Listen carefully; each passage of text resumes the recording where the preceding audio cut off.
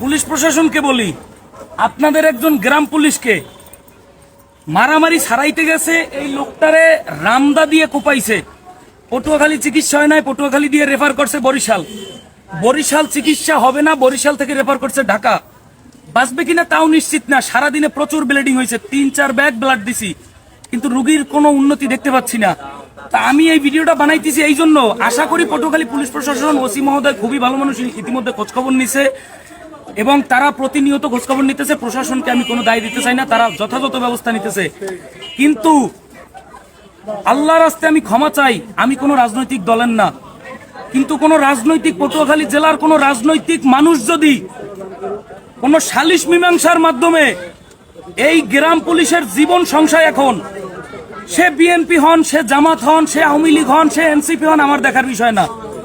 কোন রাজনৈতিক ব্যক্তিবর্গ যদি এর মধ্যে পড়েন, আমি সারা দেশে জানাই দিব যে একজন গ্রাম পুলিশরে কোপাইছে, যার চিকিৎসা ঢাকায় হবে কিনা তার নিশ্চিত নাই।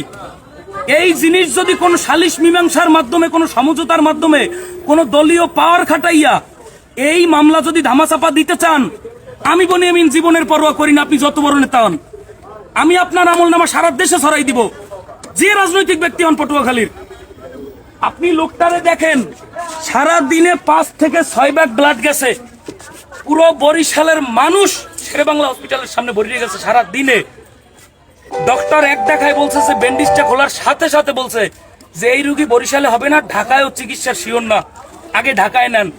এই এখানে প্রাথমিক চিকিৎসার পরে আমরা ঢাকায় নিয়ে যাচ্ছি। আমার দর্শক যারা জিজ্ঞেস করতেছেন যে গ্রাম পুলিশরা কেন পিটাইছে, আপনারা সবাই জানেন এই লোকটা আমার চাচা, আমার সাথে দীর্ঘদিন কন্টেন্ট করে।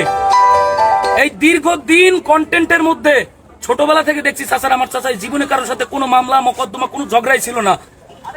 আজকে একটা মারামারি ছাড়াইতে গিয়া তার গায়ে, তার মাথায় কূপ সারছে রামদার, সেই কূপ ফিরাইতে গিয়ে তার হাত, এখান থেকে 3টা আঙ্গুল বাত হয়ে গেছে, হাতের লিগামেন্ট কাটা হয়ে গেছে, হাতের রক কাটা হয়ে গেছে।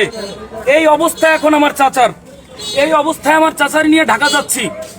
আল্লাহ না করুক যদি বাচ্চা থাকে তাহলে তো আল্লাহ বাঁচাইছে, কিন্তু যদি বাই এনি চান্স কিছু হইয়া যায়, আর পটুয়াখালীর আপনি যত বড় নেতা হন, যদি এটা সালিশ মীমাংসার মাধ্যমে সমঝোতা করতে চান, হ্যাঁ আমার বাপ চাচারা মানতে পারে, আমি বনিয়ামিন মানবো না।